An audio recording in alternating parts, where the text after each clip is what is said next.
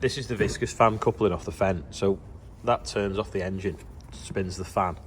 They used to have like wax inside, I think, and then as the wax got warm, they made them spin faster, I think. I can't remember out really, but this one's got a clutch on it. So see this plastic thing, that can disengage the fan. So for fuel economy and keep the engine at the optimum temperature, there's a magnet in there that, I think it must be ball bearings inside that make it drive. Anyway, it pulled all the wires out the other day, so I've just cut into all the rubber, took it off. And there's 3 wires there, and even more, they say blue, green, yellow. See? Blue, yellow, green. But there's 3 there, or maybe 4 that snapped off. That pulled out the rubber. And yeah, you don't know where they go, but that then sits on here. And it just makes it turn on and off through them 2 gold bits there in the centre of the screen. But unfortunately, don't know where the wires go, so we've got to get a new one of them. 700 and something quid off Fent, but we think we've found a place in Poland that can sell one for half the price. So I'll give him a ring now. If not, we'll just get it off Fent. But 700 and something quid's better than the 1200 quid that it was on the internet for the other day. So it's a shame. It still works. It's just when you turn it on, it says there's a fault with this. There's bleeps on the dashboard. Open circuit or something, yeah, because it's obviously pulled out. And that's only because the belt went and wrapped around it and snapped it off. Oof, new belt on now.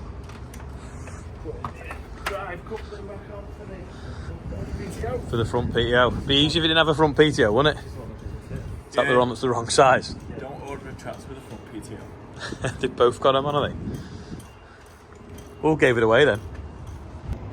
Just been measuring the hitch height and PTO heights on the fence and the Valtra, because the chipper, they're obviously going to be building the chassis for it, so they wanted to know that it sits level.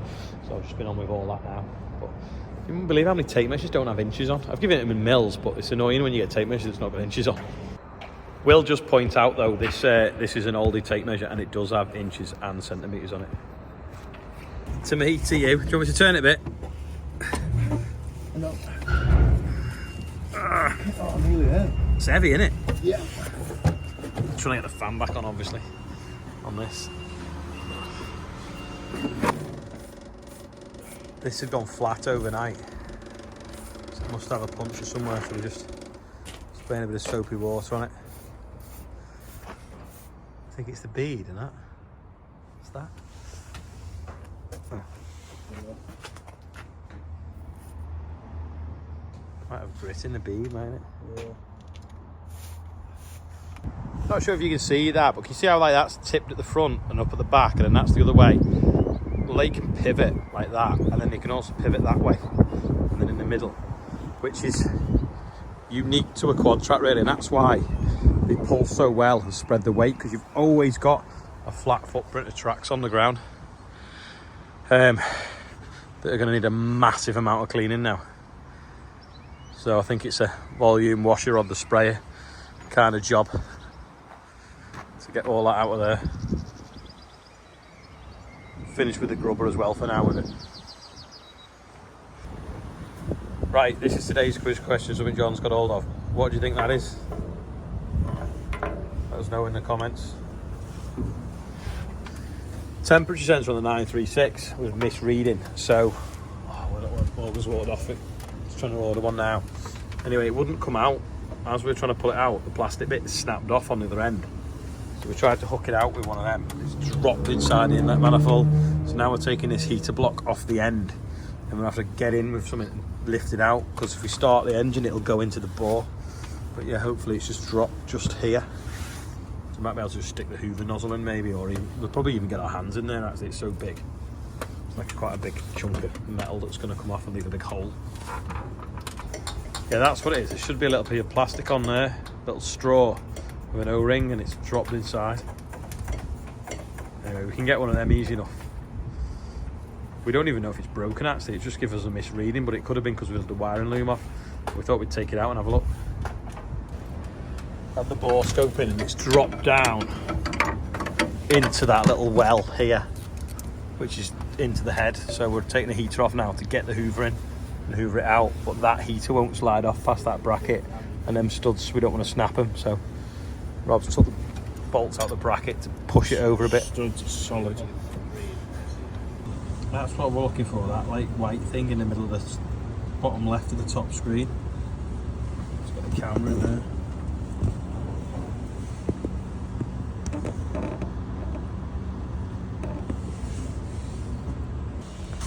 See if we can fit that on the Hoover and put that in. Made for the job. Good job it's not an 8-cylinder.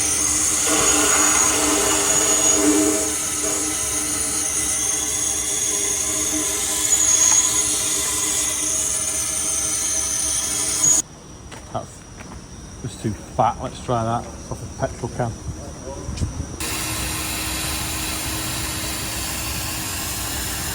That far in, would you?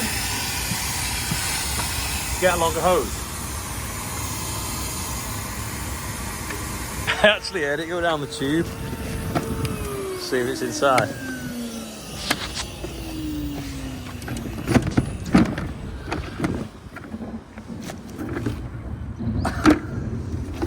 Oh, hold on, it might be stuck in here. Yeah, Is it? Yeah, I can hear it rattling there.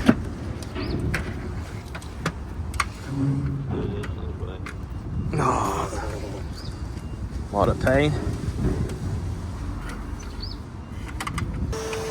Next job now, hoover the O-ring out because the O-ring stayed behind. So we've got the reducer on the hoover down to a small pipe and then sticking it in. Just shot up to Wellbuck, getting a few bags out of the shed for drilling with tomorrow. We're hoping that the rain's missed us. It's been windy all day today. And in the ear cutting, don't I? And we'll get on with some more spring corn. I'll go around the corner now and just see what the spring barley looks like. Sheep update. Still going bar. It's amazing how much they've grown, isn't it, really?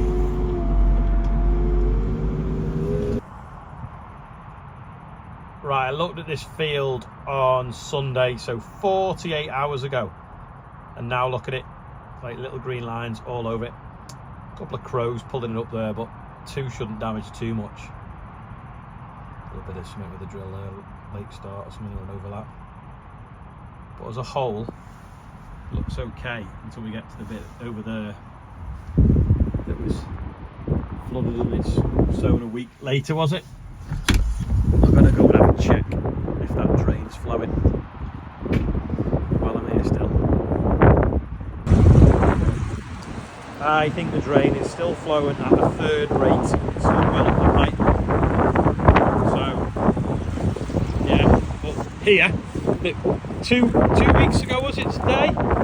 This was water, now concrete. How fast this land changes is unbelievable. There's something very satisfying about them lines. Just loading up now, so hopefully we can get some sowing done tomorrow. So we had 6 bags on the front, but we had them 2 wide, so it meant that that gap was there, and then we had the seed, and then we put the mini mill on the back, and it was that far off the ramps going up. So we're just putting the bags 3 wide now, which will gain us 2 foot, probably more, 2.5 foot, and then we'll pull them forward, and the mini mill will fit on the back then. But yeah, just rearranging it now. It's supposed to be, with a bit of luck, dry tomorrow. So you can guarantee now we've loaded the trailer it won't be, but if we hadn't have loaded the trailer in the morning it'd be dry, wouldn't it? And we'd be panicking to get gone. So we'll load the trailer and watch it rain. So if I left them 2 forwards now, I've gained that much space so it'll easily fit on. Loads of room now.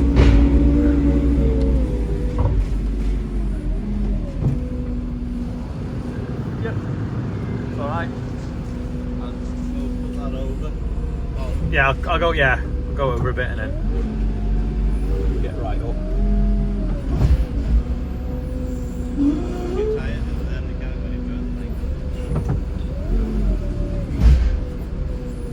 Yep, nice load on now.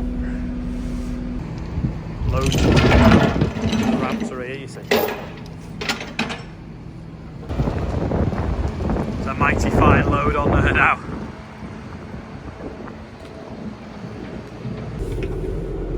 I'm on the Merlot digging the wood chip back because someone who I keep telling don't push the chip up because it makes it too dense and stops it feeding. Has shoved the chip up. So it's now compacted and won't flow. As you can see, it's like a round bale. It's just solid against that back wall. So rather than dropping below, going through this foot gap at the bottom, it's just like balled up. It's like bloody plywood. Jack the car up on it. I mean, you can certainly jack a nail up on it, hence why you can do that. I'm gonna have to get a digger and pull it back with the digger. Otherwise, it'll just keep going off in the night. Yeah, running out of fuel basically because it can't feed itself. John's just digging down there now. Shall I shut the door, John? Got the dust. Yeah, it's just solid in the back. There's the gap it's supposed to go out of. It's all matted together. The new chipper should make nice and chip though, to be honest, so that'll stop a lot of the problems. It's got a different drum, so the chip size should be more consistent. John's pulled all that now away and raked it back, so it's a lot looser. But hopefully it should flow a lot better. Looks like Morgan's back, he's been working a bit of ground. I think he's got a video. Working up this little field here. Got the horse on the back. Going quite quick at the minute. There it is. 5.3, 5k. 90 litres of diesel now nearly. Sometimes. You see it on the GPS. It's a really nice job. If you see behind there, if you had a harrow behind this, you could almost drill straight into it. It's bloody lovely soil. So, really nice soil. Looks well, doesn't it? And the bonnet fills the 7.5 metre gap there. Yeah. Did that field over there, there's like a triangular field over there, did that. It's the same lovely soil there. So it's working up really nice. You can really see the difference. If you look over here, that's mostly the straight legs, and over there's the flat lifters mainly. Yeah, so as I was saying on the last run there, this side here is mainly the chisel point. Oh, I don't know what you'd call them, almost like a chisel plough. And then over there, you can see it's not really throwing the soil up, it's like mixing it down at its ground level. Over here you can see all the soil being thrown up and tossed. And it's, I guess you can see a marginal difference really. There's a few less sods on this right here compared to the left. So it's interesting. Yeah. Still plodding along, 83% engine power use. And I'm gonna head back in a minute, get some diesel, which we're running low on. And yeah. I think you'll agree, Morgan got some splendid footage. Anyway, today's birthday bumper daddies today. Michael Redmond's 58, Solace Yorkshire he is. Tony Dancer's 40, Steve Dennehy's 59, Louise Edwards is 5 times X, which must be 50. Derek Cook's on there, Robert Barnes is 55, Freddie Palmer's 20, and Anne-Marie Coxwell is on there. And Coxwell's a mad name, it's got double T's, double R's and double L's. Is there any other names like that? I can't think of any. Yes, happy birthday everyone on there, and it's now up to I think nearly 67,000, is it? Something like that, I can't remember. It's nearly going to hit another 1,000k anyway. This was the quiz question the other day. I forgot to do it. Of course, it was the seat on the 724, but the passenger seat. A lot of people guessed the seat, but it wasn't. It was the passenger seat, different patterns. This is today's. What do you think it is? Let me know in the comments. That is all for today. It's been so windy here today and cold. I've had my coats, hoodies and stuff on all day. Fingers crossed the rain misses tomorrow and we'll get on with it. But we have had 4.1 mil of rain in the last 7 days, and that's obviously why everything is starting to dry up, which is great. But it is a little bit late for sowing stuff, especially is it 1st of April tomorrow, 1st of May. or the day after, I don't know. Anyway, that's all for the day. Thanks for watching. I'll see you tomorrow.